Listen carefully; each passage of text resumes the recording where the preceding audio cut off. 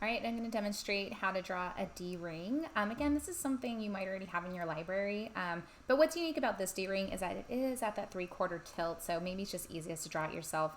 I'm going to use the pen tool, and I'm going to use this photograph to help me with my proportions. And there we go, I just drew the shape. I'm going to take away my fill, and what I like to do is I like to select with the black arrow and then change my stroke to be a little bit wider. I guess that's probably pretty good. And then I'm going to outline the strokes. Then I go object, path, and I outline it. I do this trick a lot, actually. And then I'm going to I will give it a black stroke outline, and maybe for the fill, I could just give it the gradation if I wanted. I didn't really make it 3D, so I could do that if I want right now. Let me see here. Okay, there's different ways to do this.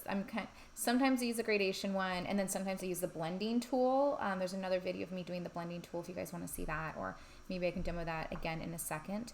I'm going to actually hit Command Z a couple times. So here's my shape. I want to copy that. Command C, Command V. I'll just put it over here. Okay, now I'm going to go ahead and expand. Object, expand. I'm going to do path, outline, stroke. So confusing. Okay, black stroke. I'm going to give it the gradient fill. A quick, easy way, I guess, to make it 3D is just copy this guy, Command C, and I'm going to paste it right behind it. So I'm going to say Command B to paste it, and I can kind of use my little arrows to just sort of drop it down.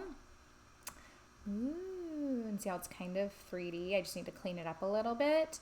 So it's not much, but it's something. And let's see here. What is the best way to do this? I guess by selecting both of these.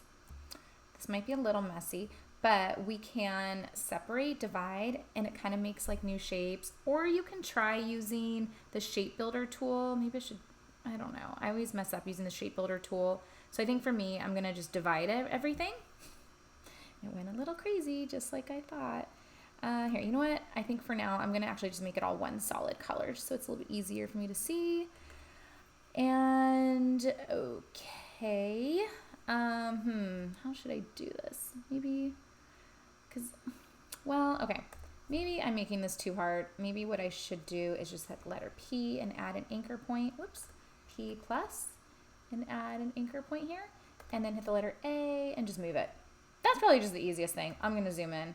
They all don't have to be their own separate fancy pattern piece. Maybe this is the better way to go. Okay, so now I can go back to that tool.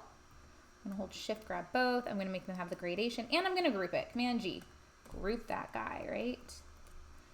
Okay, that's one way to make the D-ring. Okay, now again, I copied this guy, put him over here. This is the other way that I like to do these things is just use the outline. I'm going to hit Command C to copy it again. And I'm going to say object, path, outline my stroke. Okay, and then maybe I'll copy this guy, right? Or not. Maybe I'll make it black. I'll give it a black fill. But as a black outline, black fill. And then I'll say Command F to paste right on top of it. But instead of 2-point wide stroke, I'm going to change it down to like 1/2 point. And this one, I'm going to make white, a different color. Oops. Okay, and then I'm going to go object, path, outline the stroke. Okay, so they're both outlined. I can always change my colors later. Maybe black and white's too drastic, but we'll see what happens. And then I'm going to try to blend these guys. I'm going to double click my blend tool. Click, click. And I don't want it to be steps. I want it to be smooth color. And I'll say okay. And then I'm going to select both just so I know where they are. They both. I'm going to lock my picture. Oh gosh. Uh-oh. I think I maybe locked them. Object, unlock all. Okay. I'm on top of this like JPEG thing. Okay, I'm locking the JPEG. Coming back here. Trying to select both things. Letter V, click and drag. Okay, they're both selected. I'm going to use that blend tool, and I'm just going to click the corner of one, the black one, and click the corner of the white. And there we go, it's blended. It looks kind of weird up close, but sometimes when you zoom out, it can look a little realistic. Okay, not really there. But maybe the white's just not good. So I'm going to change it to not be white. Maybe I'll pick like a shade of gray, and then maybe the black's a little too harsh. Do I need the outline? What if I got rid of the outline?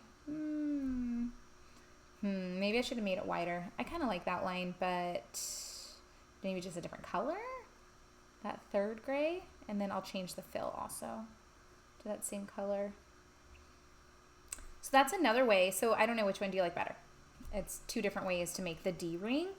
And then you could just, you know, draw a little part of the sleeve, the strap to finish it off.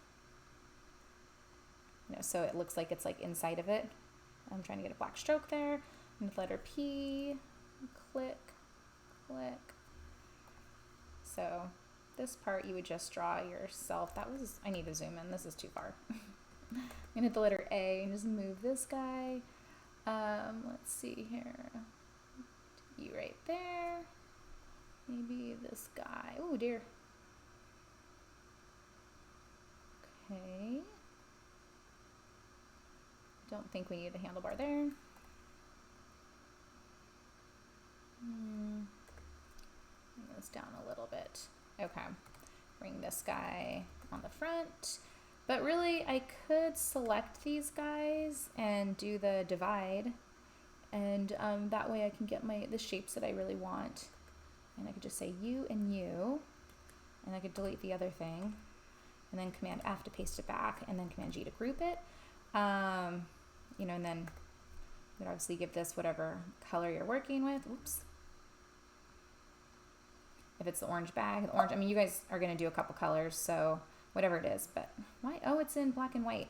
Has this ever happened to you guys before? You have to go. It's so funny. Oh, here it is. It's a color. I don't know why, but sometimes it defaults to black and white. I don't know what I did to do that. Do CMYK, RGB, whatever. That should get you out of it. Oh, maybe it's because I was using that gradation tool? Or maybe, no, it's because I was using these. Crazy. I usually would probably shade this guy a little bit. So whatever color you end up on, it's usually a good idea to kind of drop it down so it's a little bit darker, so it looks like it's kind of further behind. And then you'll probably want that actually behind your, so I know I grouped it. I'm going to ungroup it. And then I'm going to take this little D-ring, I'm say Command X, and I'm going to paste it behind this thing. Command B. And then now I want to go in and find that guy and group it all together. Did that work? I don't think that worked. Okay, let's see here. Click, click. Okay, so I'm going to click you, and you. Command G. Perfect. Now it's all grouped together. It still kind of looks like this thing's on top, though. That's weird. Command X. Command B. I don't know why it looks like it's on top. It's not. It's behind it. Maybe it's just the shape. I don't know. Can I just play around with it? I have a weird point. You can change that with your stroke palette. I'm not sure if mine's open, so I'm going to go to Window. There it is. And we can change our cap shape. There we go. I guess that's better. Okay. So there you go. There's your D-ring as well.